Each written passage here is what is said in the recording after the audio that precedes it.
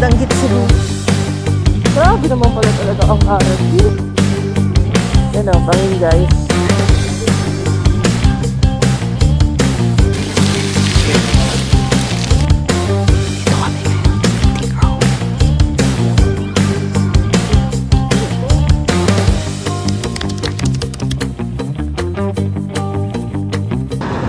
Hello guys!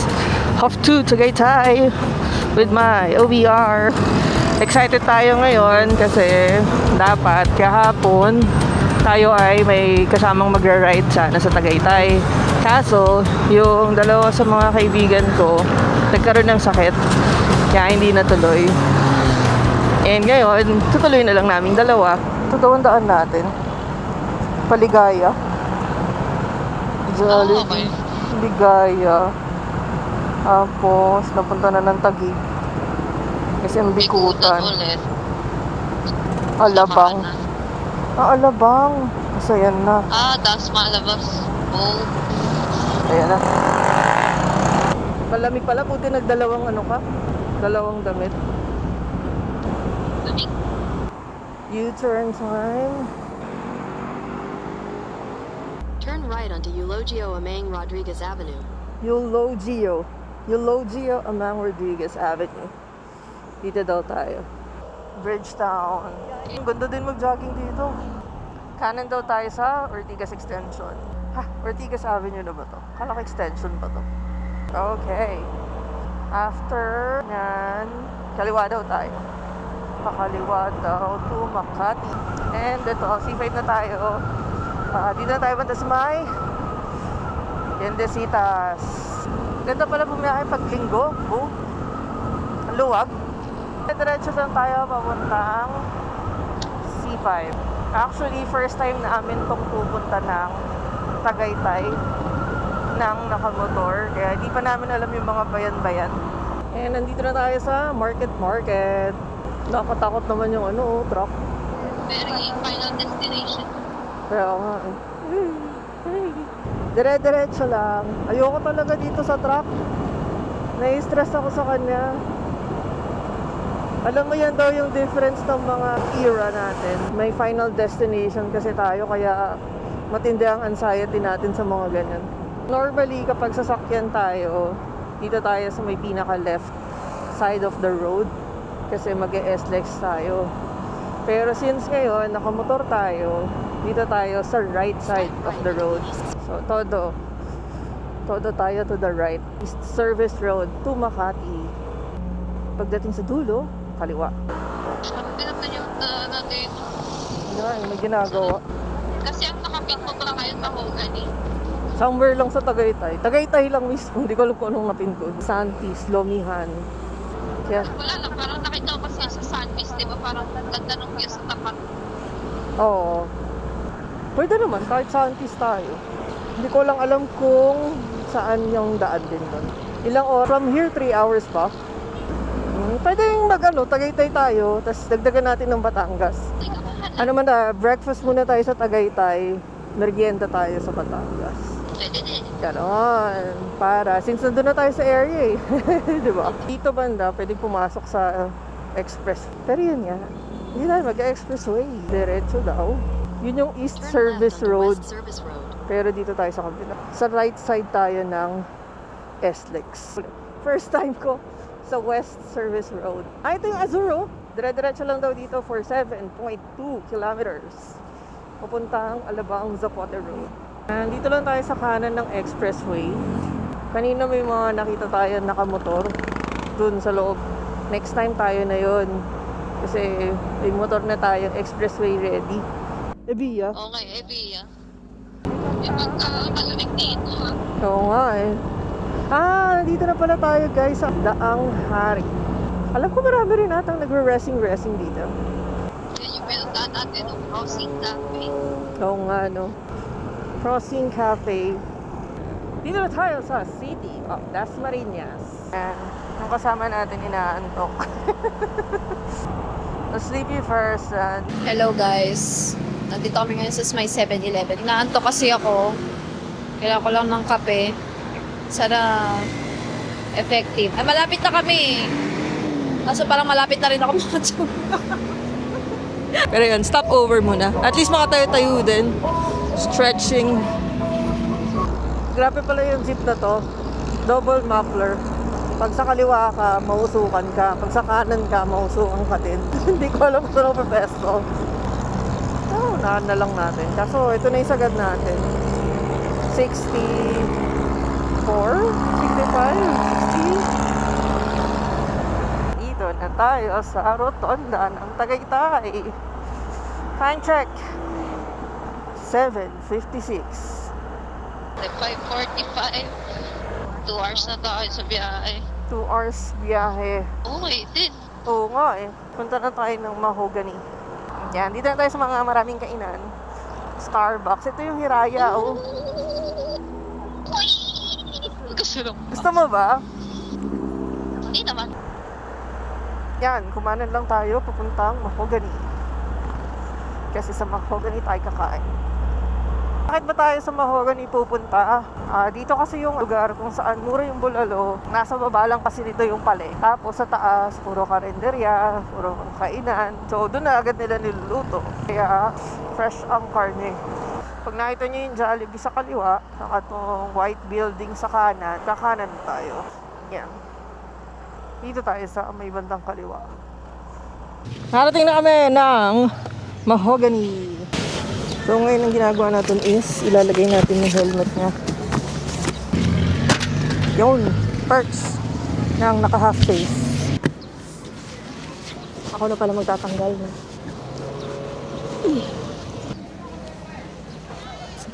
Yan.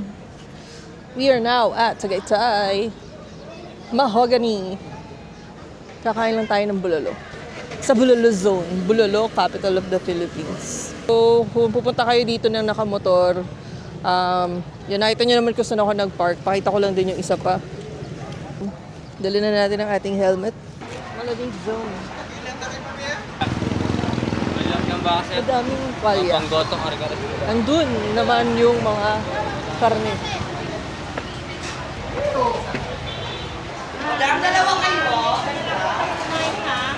Walang kayo mata may pandalawangan ng bulalo. Wala kayo mata para parehas ng kuya. Dito dinagdagan ko pa serving ng bulalo. May libre pa tayo coffee para ako ganda. Ayan. Para ako. Nakuha mo kayo sa kape. Dito kami sa Somyay. Sarap talaga ng sabaw dito. Dito tayo sa libreng barako. Yun yung ano, suka. Dapat ito iniinom mo. Kape.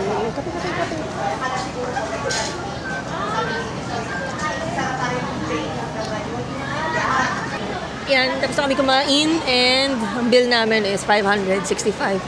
Bale, isang bulalo, 2 kanin at isang royal. May libreng barako. Sarap ng barako nila. Tapos, Sumiyayo. pakita namin sa inyo yung palengke. This is the palengke. Daming karne. Hello! Baka magkakasawa na ako. Ito din ang kanilang mga danggit. Merong tawilis, biya taal, danggit taal, danggit Cebu, pusit ballpen, dried hipon, dried alamang. That's it. Alis na kami. Balot-balot chickles. Saan na tayo pupunta? Sunpiece. Santis. Review. 1 hour din yun. Ito pala. Pera galing sa nakaraan. Oh, talaga? Oh, thank you so much, my past self. Sabi nga nila, do something today that your future self will thank you. Ganun lang pala dapat. Mag-iwan ka lang ng pera mo sa mga jacket mo. Gano'n ba ang naano natin? Nakuha natin. Makakuha tayo ng 250 pesos. Blast from the past. Thank you so much. Punta kami ngayon sa Sunpeace. Meron tayo ditong charger. Napakita ko na ba sa inyo kung ano yung tsura ng charger ng Vespa? Ang one of the best features niya is Meron siyang chargeran dito. Ito lang yan. Tapos susog. And then ito. So, pang USB siya. Yan. Solved. So, gumamit muna tayo ng Gatsby deodorant body wipes. Pagka medyo pawis-pawis ka na, gamitin mo. Ang masaya dito, may cooling effect. Dito kami ngayon sa Balaydaco. So, asan na ba yung ano nila? Yan, bubili lang tayo ng piyaya. Ganito yung sura nun. Piyaya. So, 2 packs pang pasalubong. Grabe, sobrang init pa nga eh. Ito yung pinakamasarap nito. Sige, tikman mo dito. Sabihan mo ako kung masarap. Kakaiba siya sa mga piyayang tikman ko. Oo! Ha? Hot talaga. Okay. Now you get it. Pwede kang kumain nga habang ano eh. Nagmamotor. Ayun. Kapos na tayo dito sa Balaydaco. Let's go! Ano bang meron dito sa ano? Sa Santis? Alam, house siya na may magandang view.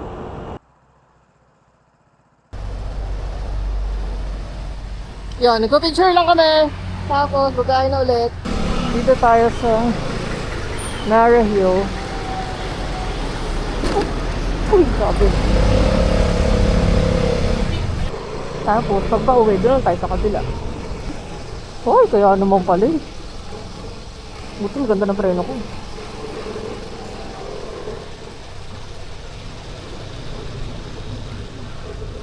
Wow. Nara, yo. Wow. Kaya naman pala. Oh, grabe. Ganda.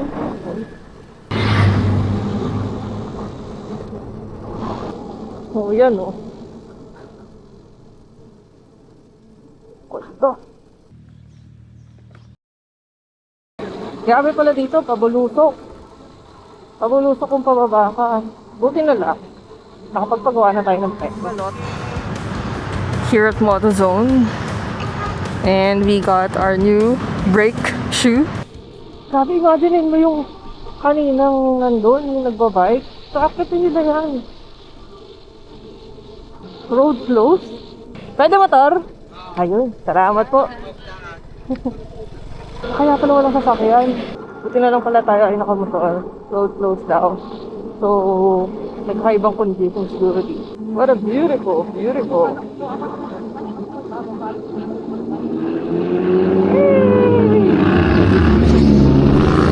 Wow!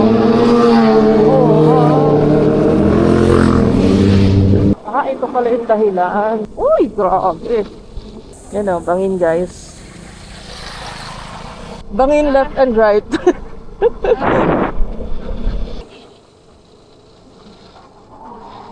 Wow! Gundo! Grabe! Pag may long ride, ready tayo ng brakes. Yan, tapos na tayo sa Nara Hill. And then, kakaanan lang. Tao tayo. Sharp left. Okay. Palako left. Palako left. Tapos dito tayo banda. Sobrang pataas. Nainitan na. Dito na kami sa may Batangas. Mainit. Lalagay muna kami ng palamig. Kasi magtatanghaling tapat na din pala. Lagay tayo ng Gatsby. Punasa ko sa likod. 20 minutes na lang daw. Andun na kami. Nasa gilid lang kami ng Taal. Hey, hey, hey. Ayun nata ang Taal. I love Tagudtod. I love Maubod North. Uy, may mga namimingwit with their goat. O, diba? Ganun kalupit dito. Hindi dog ang kasama nila. Goat. Lapit na tayo. 400 meters. It's on the right. Where's that green restaurant? Uy, oh, may Vespa. Uy, ice cream. Dito na tayo. Santis Lobby House. Tagayintay. Yung binibay namin yung Taal Lake. And nandito na kami. Ayun na siya. Lomi, Batangas. Sa Batangas. O, diba? Saan pa mas may legit na Lomi?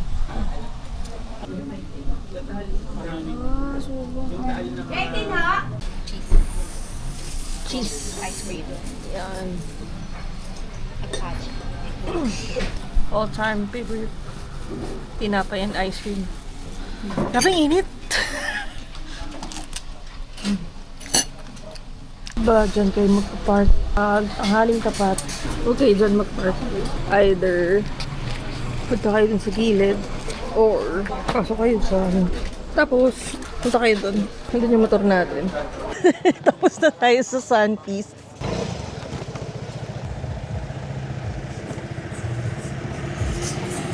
Dumaan lang kami sa 7-Eleven para bumili ng Lucky Day. Ako, Minute Maid, at saka Gulp. Gulp na walang laman, kundi yellow lang. Kasi yellow is life. Yung pala ang technique. Kung pupunta kayo dito at maisipan nyo rin mag-sunpiece, bumili din kayo sa 7-Eleven ng drinks nyo. Makikita nyo yung 7-Eleven, sobrang lapit na lang. Alis na kami ulit, uwi na. Handa na siya kasi meron na siyang Lucky Day. Premium po, 95. Full tank. Apo. Yan, gagaling lang namin ng Sun Peace. Ang presyo nung binili namin is 150 pesos. Ang tawag sa kanya is Overload Lomi. Hindi ko alam kung ganun ba talaga ang Lomi, pero ang lapot niya. Sobrang lapot niya. Tapos, depende sa inyo kung magustuhan nyo. Yun guys, hindi siya masyadong masarap. Or, let's just say, hindi ko siya babalikan. And personal preference lang naman namin yon.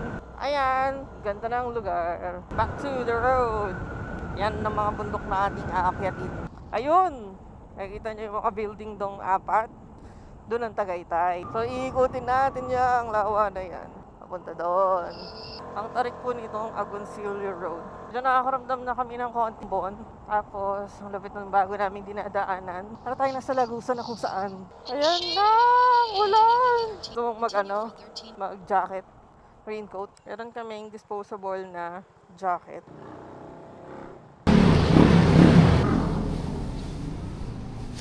Ulit kami.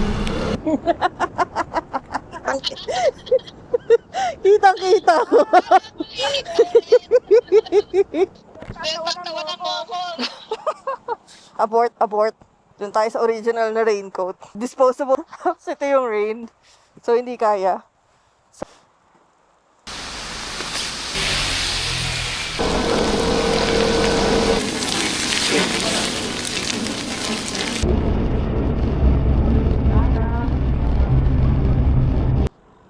Welcome, Barangay Caloocan, Talisay, Batangas. Tas may tilapia.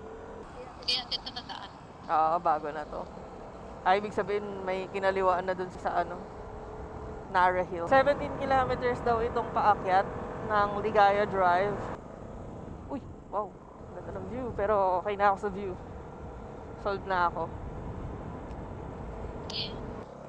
Oh shit. Hindi ka nga nasa Nara Hill. Parang ganun din naman pala. Pagka bumaba ka ng no. Oo, ganun na ganun din. Sungay. Nasa Sungay East na tayo. Tapos na tayo sa Sungay.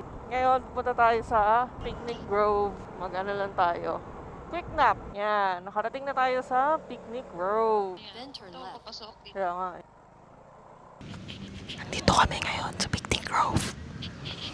Kasi naantok siya. Ay! May naantok kasi kanina. Kaya stay muna tayo dito saglit. Pahinga lang para at least mamaya maraming tayong energy. Sana effective ang power nap. Pakita ko lang sa inyo ang aming setup. Aming setup ay ito. Knee pads, raincoat, and then yung dalawang helmet. Nakatulog na siya, kaya pwede na kaming maglibot. Yan. Small type. Asan yung king size?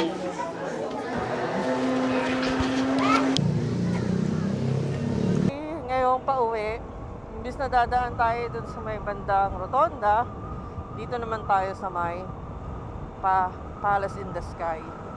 Dadaanan lang natin pero di naman tayo bababa. Wow! Napakaganda ng view! May ganito pala dito sa Tagaytay. Di pa ata ako nakakataan dito. Jappies. Yan, dito na tayo sa... Ano ito? Tingnan mo. May ano. Marcos. Hindi ko sure. Something Marcos. Baka Marcos Road. Marcos Mansion or something. Dito tayo ngayon sa Nuvali. Normally, pag sasakyan ka, dito kami dumadaan. Pero ngayon, nang sabi is diretso na daw. So dito yung mga outlet store.